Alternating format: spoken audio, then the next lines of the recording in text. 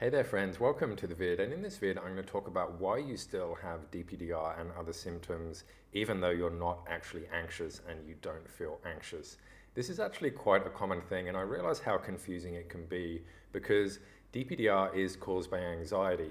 So if you don't actually feel anxious and you feel that you don't have anxiety, why is the DPDR still there? I'm going to answer that question for you in this video. And if you are new to the channel, then welcome. My name is Dan and I help people recover from DPDR and anxiety using either one-on-one coaching or the Freedom course. And if you are a subscriber, then welcome back. It feels totally weird and confusing to still have the symptoms but not actually be anxious. And I know exactly how you feel because this is how I felt when I was going through my recovery, particularly towards the end of my recovery, where I'm just like, I'm not even worried about anything anymore. I've still got like the normal worries about just normal life stuff, but I'm not worried about my symptoms. I'm not having the onset of panic attacks and all that type of stuff. But yet I still had the symptoms and I'm like, what's actually going on here? And you're feeling like that right now. You don't have any anxiety really, but you just still have the symptoms.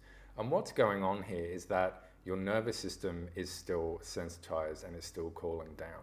So what actually happens is that when we're under a prolonged period of stress or a prolonged period of anxiety, then the nervous system can almost get burnt out, so to speak. It can just get hypersensitized that any little thing is gonna trigger it. And that's why you would have discovered that when you were going through this, particularly when you first fell in it, that everything would be a trigger for you. Everything would make the symptoms worse and you'd have racing thoughts and they'd make it worse, and just everything was anxiety and everything was dark and everything was horrible, and that's why, because you were in that state right now. But slowly you've been amazing enough and you've been brave enough to stick with it and get to where you are right now. So mentally you're feeling a lot better, but the symptoms are still there. And look, to be quite honest with you, sometimes it can take a bit of time for the nervous system just to cool down. And the reason I say that is, imagine there's a fire with coals and stuff and a big cauldron on top with all the bubbly water coming out. Right now that's cooled quite down a lot. It's quite simmering.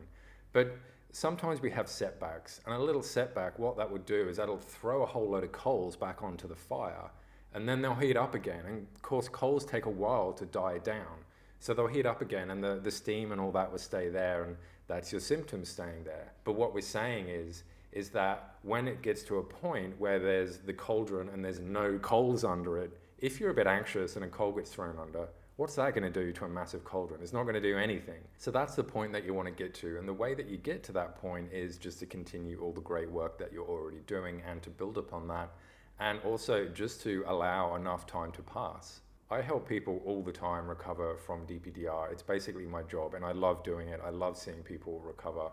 And if you do want help getting over this final hurdle, then book a free call with me and we'll have a chat about exactly what's going on with you and we can talk about your recovery. And if you do want to do that, then go down and book the call using the link in the pinned comment or in the description of this video.